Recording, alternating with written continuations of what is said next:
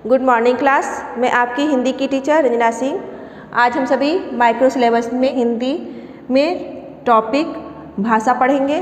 भाषा वह साधन या माध्यम होता है जिससे हम अपने विचारों का आदान प्रदान या दूसरे के विचारों को ग्रहण करते हैं। यानी भाषा एक माध्यम या साधन है जिससे हम विचारों का आदान प्रदान करते हैं। भाषा के मुख्यतः दो रूप होते हैं, लिखित और मौखिक। मौखिक भाषा वह होती है जिसके द्वारा हम बोलकर अपने विचारों को दूसरे तक पहुंचाते हैं, जैसे रेडियो, भाषण, संवाद इत्यादि। इस तरह से जब हम बात करते हैं, अपने विचारों को दूसरे तक पहुंचाते हैं, तो यह हमारी मौखिक भाषा होती है। यानी इसमें हम बोलते हैं और जो दूसरा व्यक्ति होता है वह सुनता है। दूसरी होती है हमारी लिखित भाषा। लिखित भाषा वह भाषा होती है जिसमें हम अपने विचारों को लिखकर प्रकट करते हैं, जैसे समाचार पत्र, कहानी, पुस्तक इत्यादि।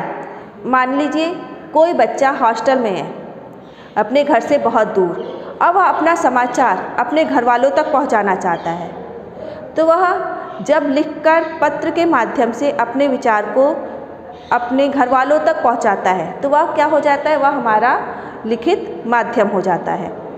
तो जब हम लिखकर विचारों को प्रकट करते हैं, समाचार पत्र में भी जब लिखा जाता है तो उसको हम पढ़ते हैं और दुनिया भर की जानकारी प्राप्त करते हैं।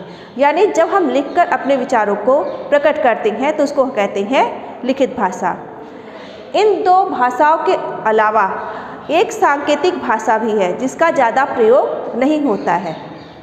सांकेतिक भाषा वह भाषा होती है जिसके माध्यम से हम जहाँ बोल या लिख नहीं सकते हैं, संकेत से काम करते हैं, वहाँ सांकेतिक भाषा का प्रयोग करते हैं। जैसे ट्रैफिक पुलिस, वह लिख नहीं सकता है, बोल नहीं सकता है ट्रैफिक में, वह संकेत के द्वारा ही ट्रैफिक को कंट्रोल कर सकता है, तो वहाँ सांकेतिक भाषा का प्रयोग होता है।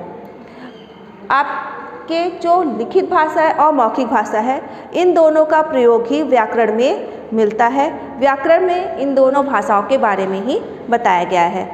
मौखिक भाषा के अंतर्गत बोली आती है। बोली सीमित प्रांत में बोली जाने वाली भाषा होती है जिसका दायरा 20 से 30 किलोमीटर के अंदर होता है और उसके बाद वह बदल जाती है। तो बोली का क्षेत्र बहुत ही सीमित होता है। लिखित भाषा, इसके अंतर्गत हमारी लिपि आती है। लिपि यानी लिखने का एक तरीका, एक ढंग। जब हम अपने विचारों को लिखकर कहीं सुरक्षित रखते हैं तो उसको लिपि कहते हैं। इस प्रकार से हमने देखा कि भाषा विचारों को आदान प्रदान करने का माध्यम होता है और उसके मुख्यतः दो रूप होते हैं, मौखिक और लिखित भाषा।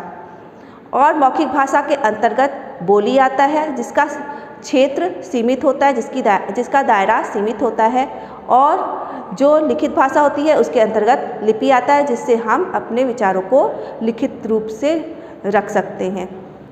इस प्रकार से आपका यह भाषा का टॉपिक खत्म होता है। आपको इससे संबंधित क्वेश्चन आंसर PDF के माध्यम से दिए जाएंगे, जिसको आप अपनी कॉपी में कर लीजिएगा, और इसका एक टेस्ट पेपर भी दिया जाएगा जिसको आप सभी अपने टेस्ट कॉपी में करके फिर यहाँ सबमिट कर दीजिएगा।